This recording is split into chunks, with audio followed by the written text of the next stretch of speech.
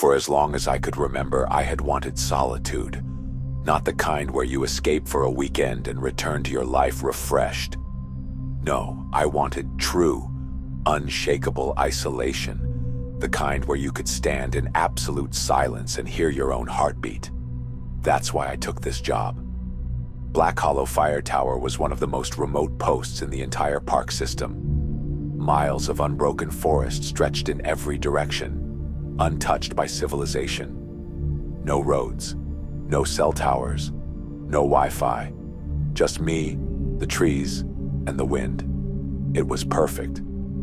3 weeks in, and I had settled into a rhythm. Mornings were spent logging reports, scanning the horizon for smoke, and watching the mist roll through the valleys below. Afternoons, I sat on the balcony, drinking coffee and letting the sun warm my face as the birds sang in the distance.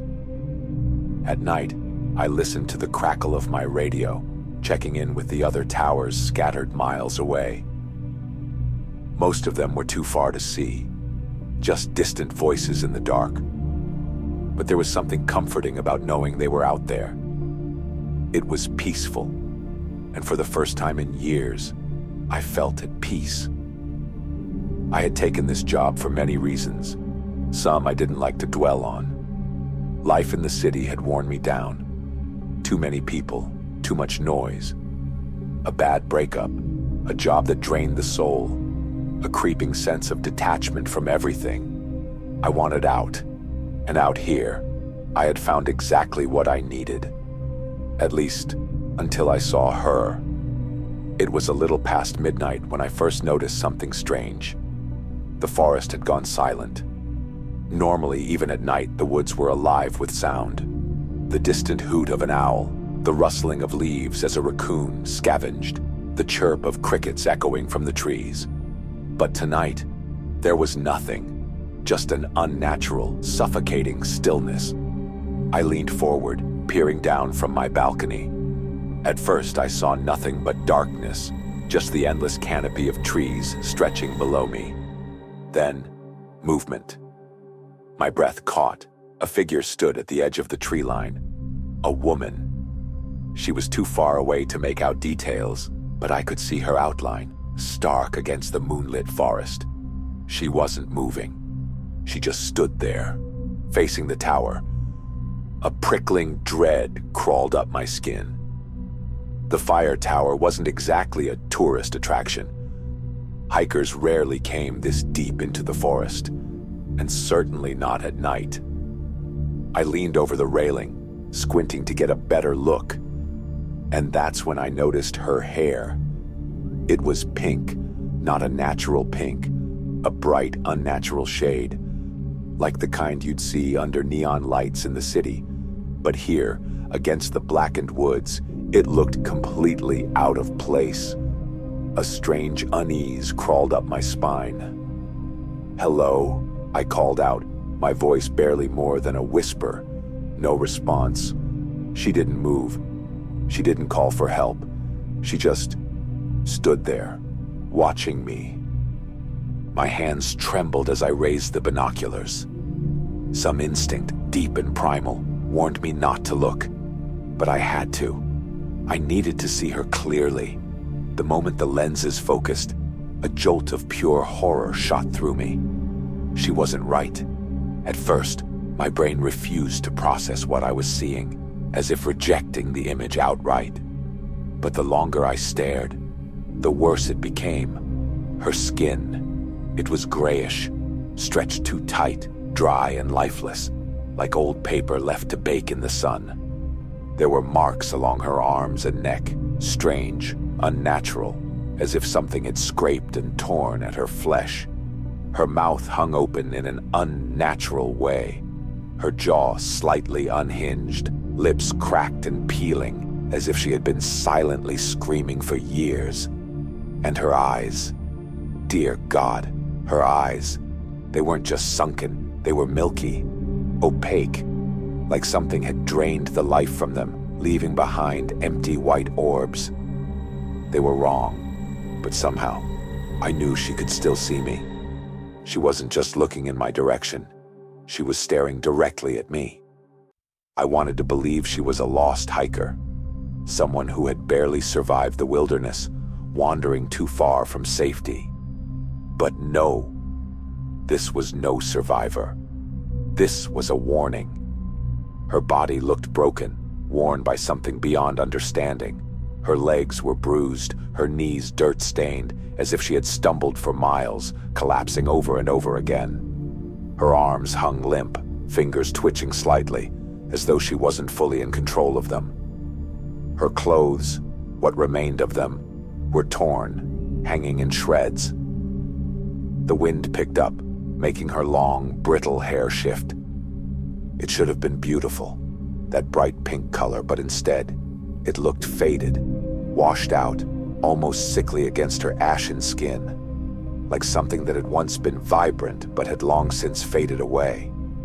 Then her lips moved. At first, I thought I imagined it. But no, she was whispering. I couldn't hear the words, not over the sound of my own ragged breathing, but I could see them, forming on her split, bloodless lips. Help me. I swallowed hard, my mind screaming at me to look away, to stop staring.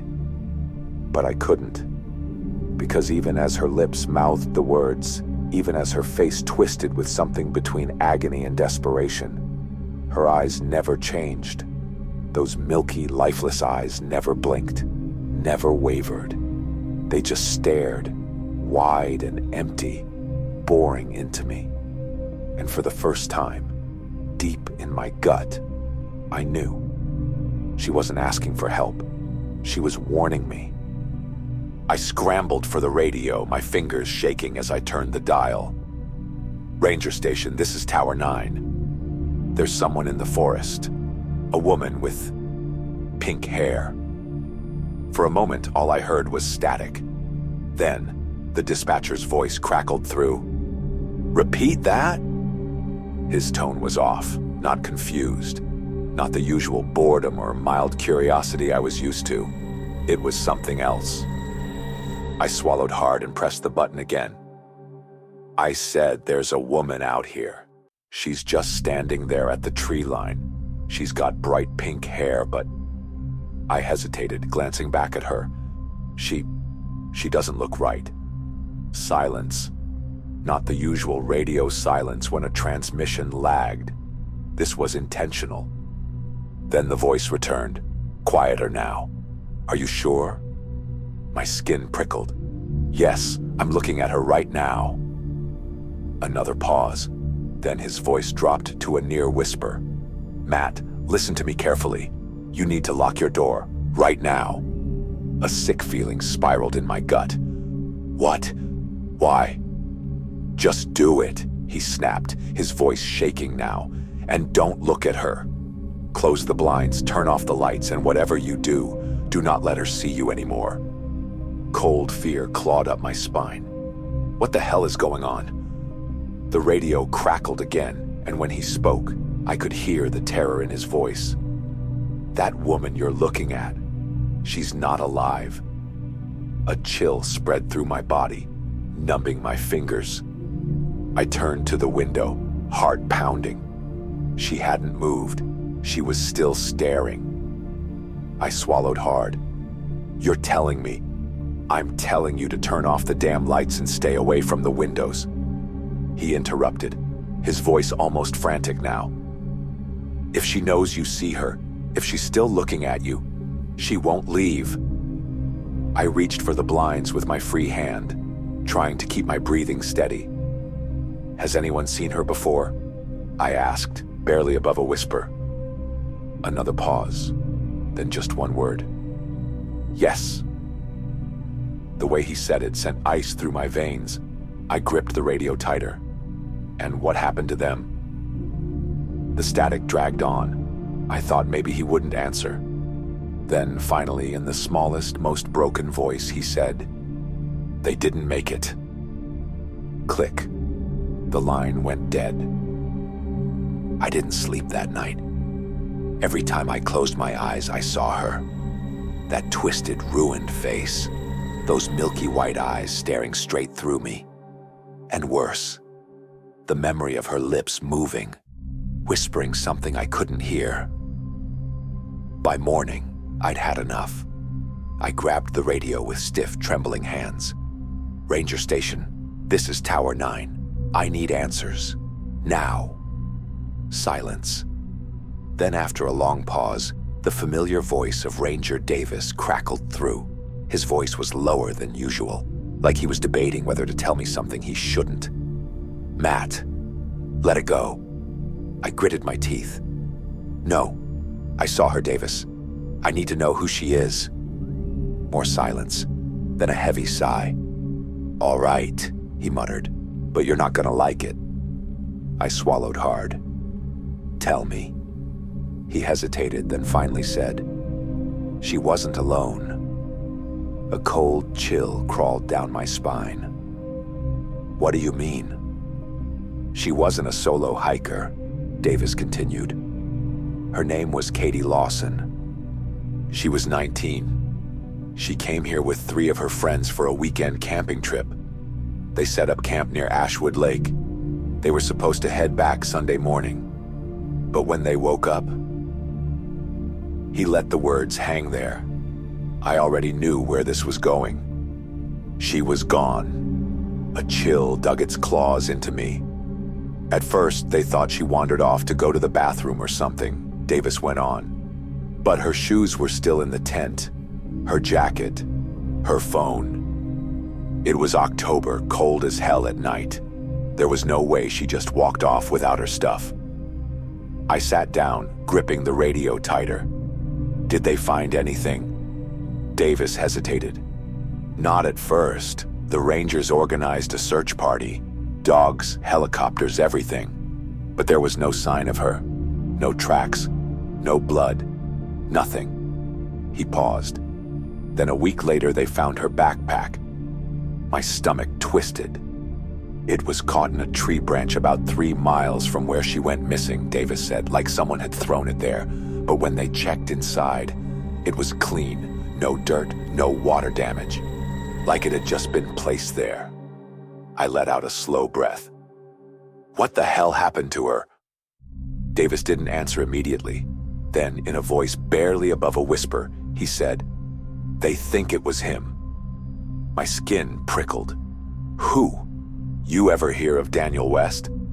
I frowned, racking my brain. The name sounded vaguely familiar. Davis continued, "Serial killer, caught 2 years ago. He was hunting in this forest, kidnapped at least 5 women in this area over the course of 3 years, tortured them, killed them, buried the bodies deep in the woods." A lump formed in my throat. "And they think he took her?" "They were sure of it," Davis said grimly. "Every one of his victims was found in Black Hollow Forest, except for Katie." I gripped the edge of my desk, knuckles turning white. "What do you mean?" "He never admitted to killing her," Davis said. "He confessed to everything else. But whenever they brought up Katie Lawson, he'd just smile, said he didn't remember taking her, that she wasn't one of his." A chill ran through me. "So if he didn't kill her, then where is she?" Davis finished. A sickening silence filled the airwaves. I swallowed the bile rising in my throat. "And the sightings?" Davis exhaled like he was trying to shake something off. "It started with the hunters. Said they saw a girl standing out in the woods staring at them. She had pink hair, wasn't wearing shoes. They called out to her, but she didn't react." My pulse hammered. "Then a couple of hikers reported the same thing," Davis went on. "Then a kid riding in the back of his parents' car. He started screaming, saying there was a lady with pink hair standing in the trees waving at him. But when his parents looked, no one was there." I felt a chill crawl up my arms. "The last sighting was almost a year ago," Davis said. "And now you're telling me she's back." I ran a shaky hand through my hair. "Jesus Christ." "You listen to me, Matt," Davis said, his voice hard. "I don't know what you saw last night. But it wasn't Katie. Not anymore. The radio went silent. Outside, the wind whispered through the trees. And suddenly, I felt like I wasn't alone. The fog came in just after sundown, creeping through the trees like a living thing. At first, it was just a low mist curling around the undergrowth, soft and ghostly. But within minutes, it thickened, swallowing the forest whole. The trees blurred into dark, shapeless forms. The ground disappeared beneath a swirling sea of white. Even the moonlight struggled to break through, casting only a faint, sickly glow over the landscape. I tried to focus on my logbook, pretending I wasn't glancing out the window every few seconds, pretending I wasn't waiting for something. But deep down, I knew she was still there. I didn't want to look. I told myself I wouldn't. I told myself I'd shut the blinds, lock the door, turn off the radio, do exactly what Davis had told me. But something made me look. My pulse stuttered. She had moved. I stumbled back from the window, heart slamming against my ribs. She was closer now, no longer standing at the distant edge of the forest. Now she was just beyond the tree line, her feet hidden in the dense fog. Her posture was unnatural, like a puppet with its strings cut. Arms limp, shoulders slouched, head tilted at an unnatural angle. Her long, tangled hair hung around her face like a curtain, but I could still see her mouth, still moving. The same silent whisper over and over, her lips cracked and raw. The fog coiled around her, making her figure ripple and distort as if she weren't entirely there, like she was flickering between two different places. Then she moved again. Not a step, not a stumble, just her hand. It rose slowly, deliberately. And then she pointed at me. A scream caught in my throat. My skin went ice cold. She wasn't looking past me. She wasn't staring through me. She was pointing directly at me, like she had chosen me. And then, just barely audible beneath the howl of the wind, I heard her voice. The whisper I had feared for so long, crawling through the fog, slithering into my ears like something not meant for this world. Let me in.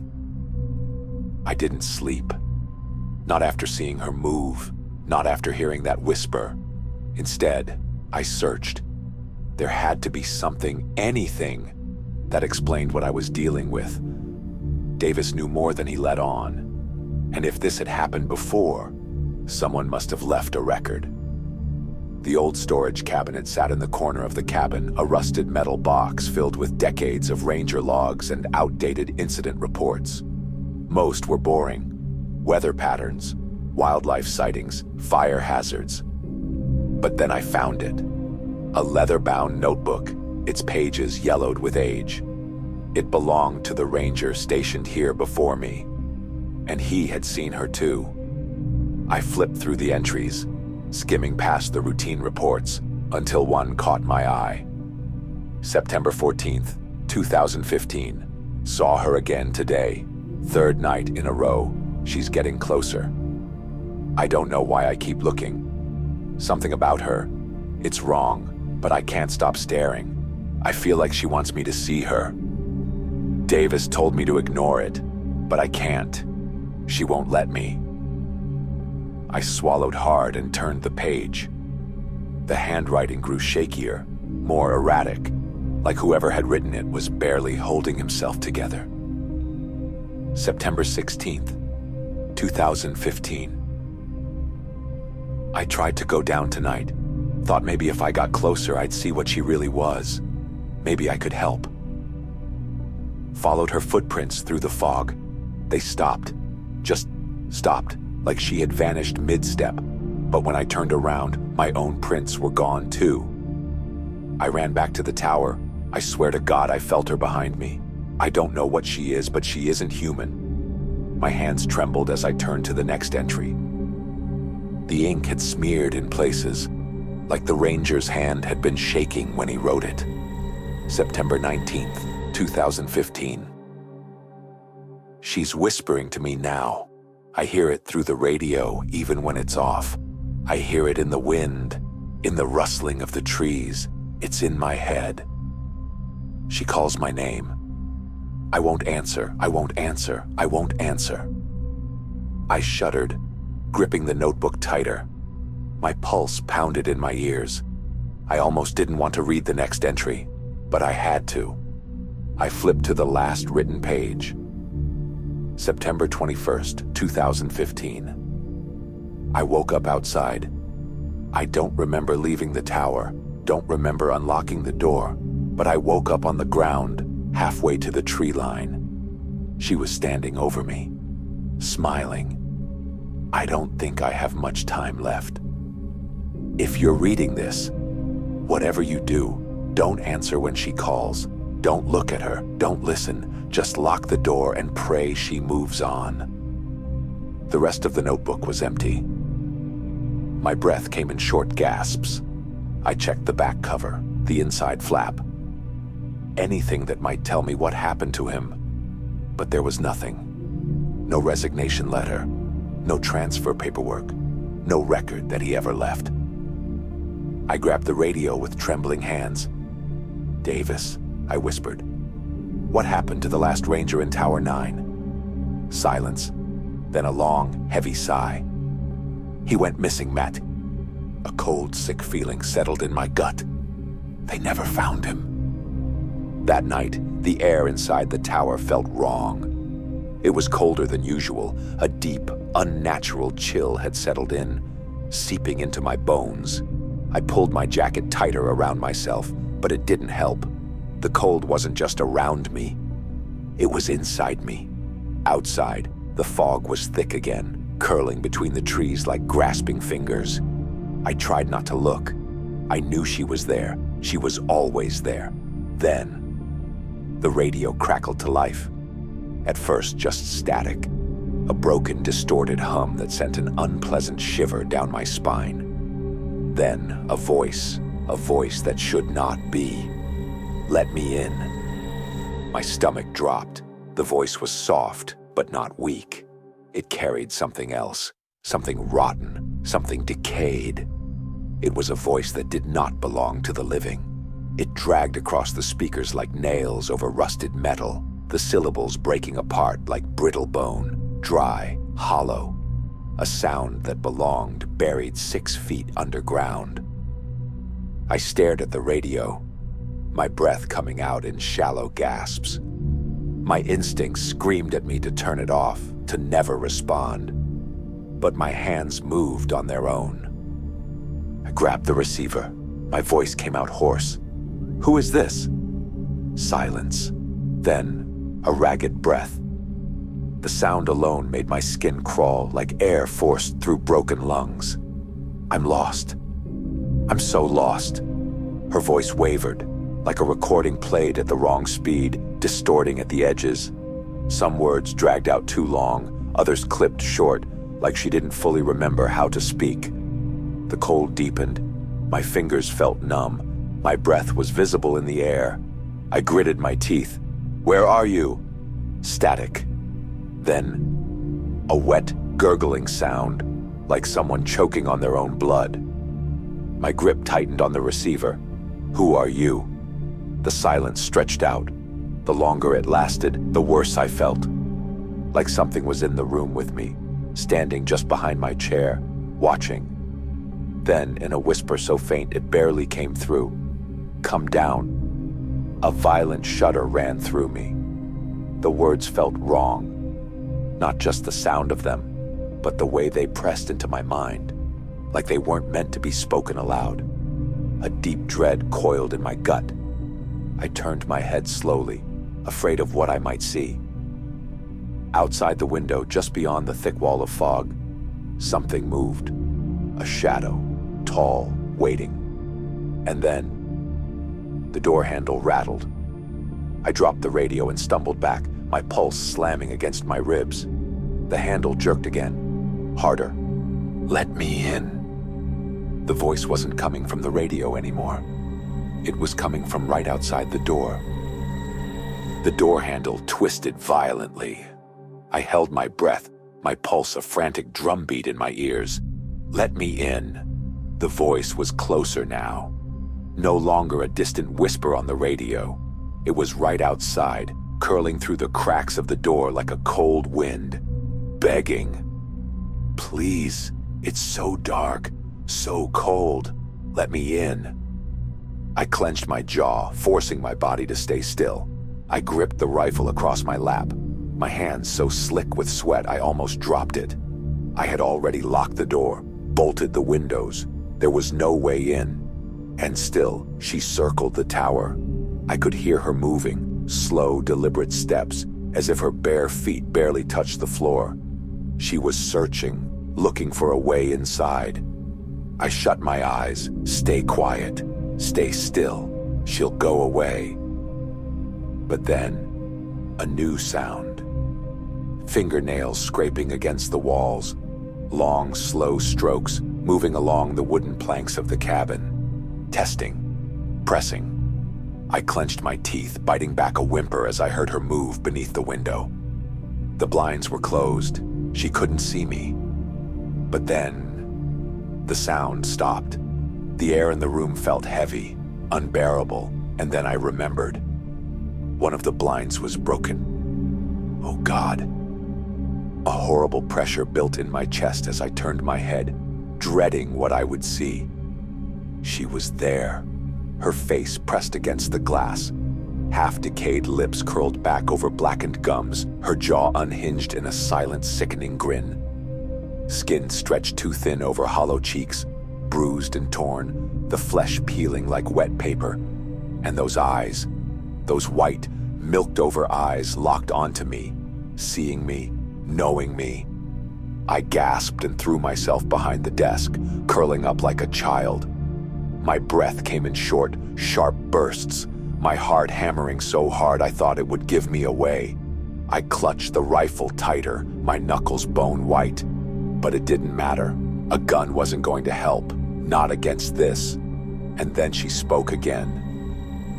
"He took my life." Her voice was inside the room. It shouldn't have been, but it was. All around me, crawling beneath my skin, slithering into my ears. "He tortured me." I squeezed my eyes shut. "No, no, no, no. You need to find me." My stomach twisted. "I will show you where to find me." I wanted to scream at her to go away, to leave me alone, to let me wake up from this nightmare. But something in me, some deep, terrible part of me, wanted to listen. The air went still. The scraping had stopped. Then, in that same broken, corpse-wet whisper, Blackwood Hollow, beneath the crooked tree, by the water. I knew that place.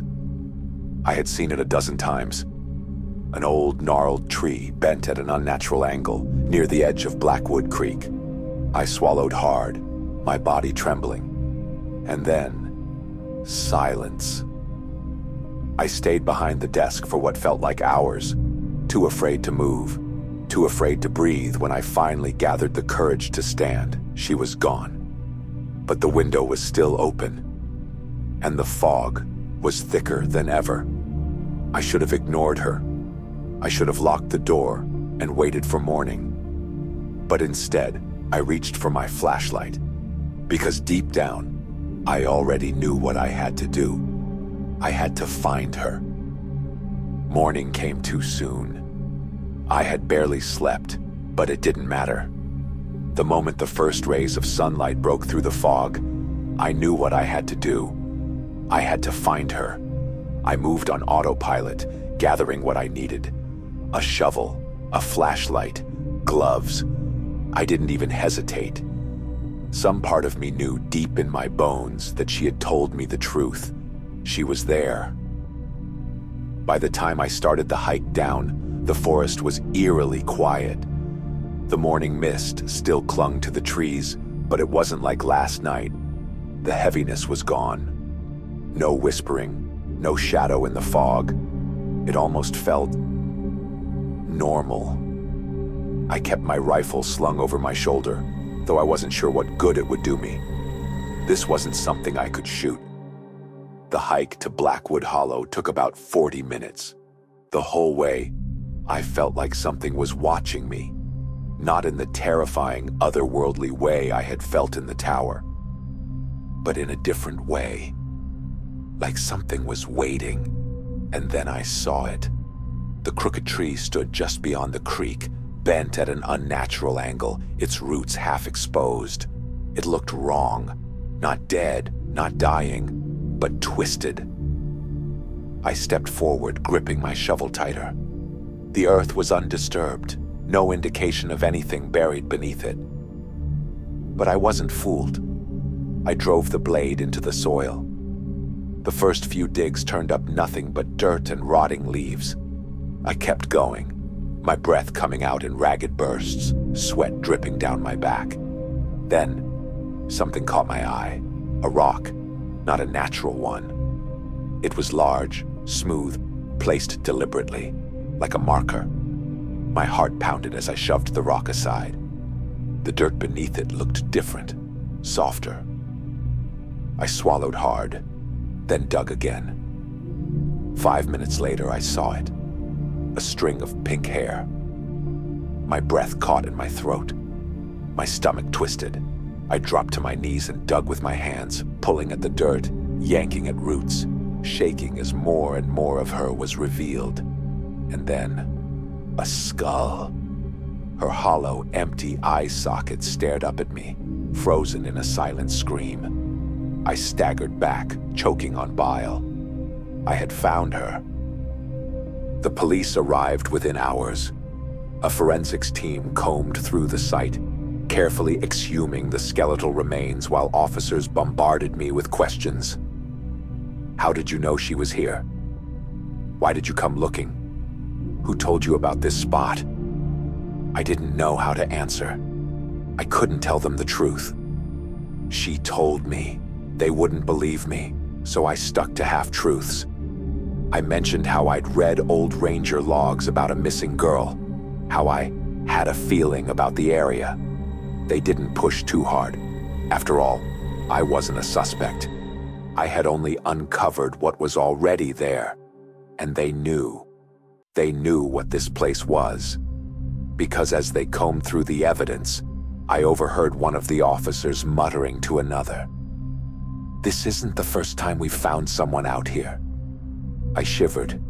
They let me go by evening. I hiked back up to the tower in complete silence, locking the door behind me the moment I stepped inside. For the first time in weeks, the cabin felt normal. I sat on the bed, barely able to process what had happened. I had found her. She was real. And for the first time in weeks, I slept. No whispers, no nightmares, no pink-haired girl standing in the fog. When I woke the next morning, the sun was shining. Birds were chirping. The woods were alive again. And the next night, nothing happened. The fog didn't roll in. The whispers didn't come. It was over. 2 weeks passed. The investigation ended, and the authorities confirmed what I already knew. The remains belonged to Katie Lawson. The forensic reports left no room for doubt. She had suffered an unspeakable fate at the hands of a monster, but she had been found. And after that night, she was gone. No whispers, no shadows, no unnatural cold seeping through the walls. The forest was just a forest again. For the first time since I arrived, I let myself breathe. I kept working. The peace I had once loved returned, and I fell back into my routine. Mornings spent scanning the treetops for smoke, afternoons drinking coffee on the balcony, watching the birds dart between the trees. I even started sleeping through the night again, but I still locked the door, just in case. Every night before I lay down, I'd check the latch, make sure the windows were shut tight. It wasn't fear, I told myself. It was just habit. Then, one night, I made a mistake. It had been a warm evening, the kind where the wind moved through the trees in soft, whispering waves, refreshing, clean, and I thought, why not? For the first time in 2 weeks, I left the door open, just a crack, just enough to let in the night air, the smell of pine and damp earth. I turned over in bed, facing the wall. My eyelids grew heavy, and before I knew it, I was asleep. Sometime in the night, I woke up. At first, I didn't understand why. Then I heard its soft, dragging footsteps, bare feet on wooden floorboards. My blood turned to ice. I didn't move. I didn't breathe. I knew who it was. She had been gone. She was supposed to be gone. But I had left the door open, and now she was inside. The air grew unbearably cold.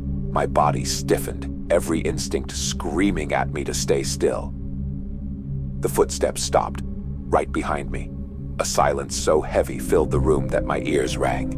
And then, a whisper, soft, close. "Thank you for letting me in." Thank you so much for listening to this story. Click the bell icon so you never miss any new content. Stay tuned for more creepy stories coming soon. If you enjoyed this glimpse into the dark, subscribe for more. Because the best horror isn't what you hear, it's what follows when the story is over.